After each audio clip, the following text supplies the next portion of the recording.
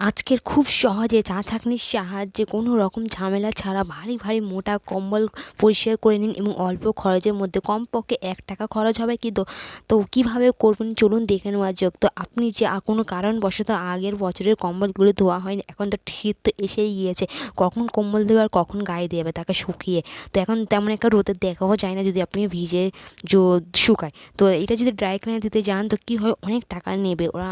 এক একটা কম্বল ধুতে কমসে কম 300-400 এরকম টাকা পড়ে যাবে। তো আপনি বাড়িতে খুব অল্প সময়ের মধ্যে এবং কোনো মেহনত ছাড়া খুব সহজে আপনি এই কম্বলটা পরিষ্কার করে নিন। একদম ময়লা একটা বাজে গন্ধ হয়ে যায় যে এতদিন এই কম্বল পরিষ্কার করা হয়নি, যে আমরা তুলে রেখেছিলাম, একটা তো বাজে একটা দুর্গন্ধ তো বার হচ্ছে, তাই না? তো গন্ধর সাথে সাথে যে এই যে কম্বলটা যে এত চিপচিপে হয়ে গেছে তা বলার না, এত বাজে লাগছে গন্ধটা। তো খুব সহজেই পরিষ্কার করে নিন। আপনি চা ছাঁকনির সাহায্যে আপনি কম্বল পরিষ্কার করে নিন। বাড়িতে যতই কম্বল আছে না কেন খুব সহজেই আপনি পরিষ্কার করে নিন। তো এখানে দেখুন, আপনার কাছে যদি খাট থাকে তো খাটের উপরে ভালো করে এই কম্বলটাকে বিছিয়ে নেবেন।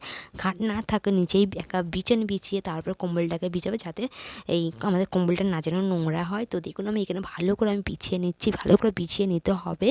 তো এটাকে ভালো করে যদি খেলিয়ে নেয়, এর ভেতরে যত ময়লা আবর্জনা গন্ধ আছে না, খুব সহজে টেনে ঘেঁষে আপনি খুব সহজেই বের করে নিতে পারবেন। তো দেখুন আমি এইখানে ভালোভাবে এইভাবে আমি পুরো বেডেতে আমি লাগিয়ে দিলাম। তো এটাকে কেমন সাইডে করবে, যখন আমি এখানে যেই সাইডে কম্বলটা খাড়া খাড়া আছে, মানে বুঝতে পারছি সেখানটায় ময়লাটা বেশি ঢুকে, এই সাইডটা দেখুন।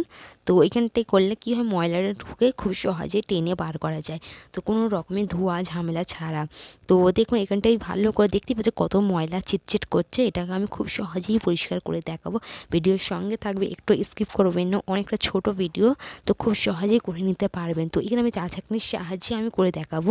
তার জন্য আমাদের কি ইনগ্রিডিয়েন্টস লাগবে দেখুন, বেকিং সোডা, হ্যাঁ বেকিং সোডা, বেকিং পাউডার না, বেকিং সোডা। বেকিং সোডা বিশেষ করে আমার রুটি করার সময় অনেক হয়ে দিয়ে থাকে, তো ওই বেকিং সোডা এখানে নিতে হবে। তো আপনি একটু বেশি করে বেকিং সোডা নিয়ে নেবেন।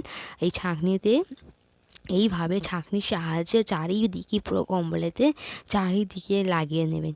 তো এতে করে কি হয়, এইভাবে যদি করেন তো বেকিং সোডাটা খুব ভালোভাবে কম্বলের ভেতরে ঢুকে যাবে, একদম অ্যাবজর্ব করবে, একদম ময়লাগুলোকে না একদম টেনে বার করে দেবে। তো এইভাবে আমি ছাঁকনির সাহায্যে খুব ভালোভাবে করে নিচ্ছি। এই বেকিং সোডা প্রত্যেকেরই রান্নাঘরেতে পাওয়া আছে, তো কিংবা ৳5 দামের অনেকটা দেবে, যে আপনার একটা কম্বল পরিষ্কার করে অনেকটা বেঁচেও যাবে। তো নেক্সট আমি এখানে কাপড় ধোয়ার ব্রাশ নিয়েছি, এইভাবে রাফ করে ভেতরের মধ্যে অ্যাবজর্ব করে দিচ্ছি, যাতে ভালো করে এই বেকিং সোডাটা ভেতরে প্রবেশ করে। তো দেখতেই পাচ্ছেন, তো এইভাবে ভালো করে করতে হবে। একটু ধৈর্য ধরে ভিডিওটি প্লিজ পুরো দেখবেন, তো আপনি খুব সহজেই কম্বলটা পরিষ্কার করে নিতে পারবে। কোনো কারণবশত আমাদের হয়নি কম্বল ধোয়া, এছাড়া কম্বল ধুলে কি হয় না, আমাদের হাত পা এত যে ব্যথা করে তাও না, অনেকেই কোমরে ব্যথার সমস্যার জন্য কম্বল ধুতে পারে না। তার এই টিপসটা অবশ্যই অ্যাপ্লাই করুন, ভিডিওটি পুরো দেখুন, এটা আপনার জন্য অনেকটা কার্যকর। তো এইভাবে করে দেওয়ার পর আপনাকে রেখে দিতে হবে বেশ খানিকক্ষণ, কমসে কম 20 মিনিটের মতো আপনি রেখে দেবেন। তো যত অ্যাবজর্বটা এই বেকিং সোডা পুরো ভেতরে ঢুকিয়ে গিয়ে যত ময়লা গন্ধ আছে সব অ্যাবজর্ব করে টেনে বার করে নেবে। কীভাবে টেনে বার করবে সেটাই শেয়ার করবে, একটা আমরা সলিউশন তৈরি করব।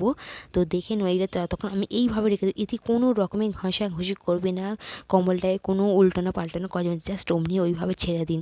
তো দেখুন এখানে আমি একটা বাটিতে কিছুটা উষ্ণ গরম জল নেবে, যা আপনার হাত ডুবাতে পারে। তো তারপরে নিয়ে দিচ্ছি এখানে শ্যাম্পু ক্লিনিং করতে খুব ভালোভাবে সাহায্য করে, এবং শ্যাম্পু দুর্গন্ধটাকেও দূর করতে খুব ভালোভাবে সাহায্য করে, একটা শাইন আসবে এবং আমাদের কম্বলটাকে চকচক করে দেবে। তো তারপরে এখানে নিয়েছি ভিনিগারও নেবেন। তো ভিনিগার ও ক্লিনিংয়ের জন্য খুবই ভালো, এই দুটি উপকরণকে ভালো করে মিক্স করে নেব। তো ভালো করে মিক্স করে নিতে হবে। তো এগুলো আমাদের পুরো যেই বেকিং সোডা যেই কম্বলের ভেতরে ময়লাটা ঢুকে আছে, এই শ্যাম্পু মিক্স করা পানিটা একদম টেনে বার করে নেবে। এর মধ্যে রয়েছে ভিনিগার, এই ভিনিগারটা টেনে বার করে দেবো। দেখুন এখানে আমি সাদা রঙের কাপড় নিয়েছি।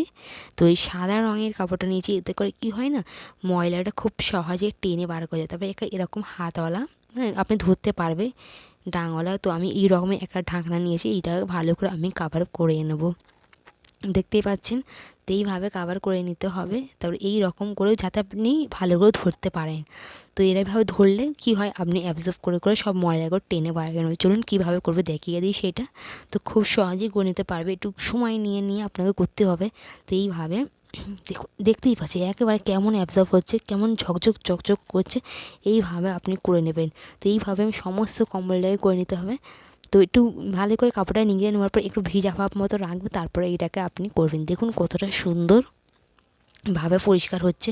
জাস্ট দেখুন পরিষ্কার একদম ভেতর থেকে টেনে বার করে আসছে। এই বেকিং সোডাটা যে ময়লা গন্ধগুলো রেখেছিলো সেটা টেনে একদম বার করে দেবে। তো এবারে এটাকে আমি ভালো করে চারিদিকে করে নেওয়ার পর তো সব দিকে আমি করে নিচ্ছি। প্লিজ ভিডিওকে লাইক দিয়ে আমার চ্যানেলটিকে সাবস্ক্রাইব করে আমাকে সাপোর্ট করতে পারেন।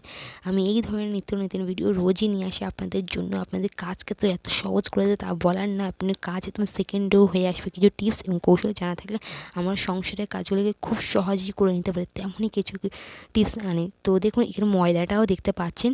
তারপরে এটাকে ভালো করে আমার করে নেওয়ার পর আমি এটা রোদে দিয়ে দেবো।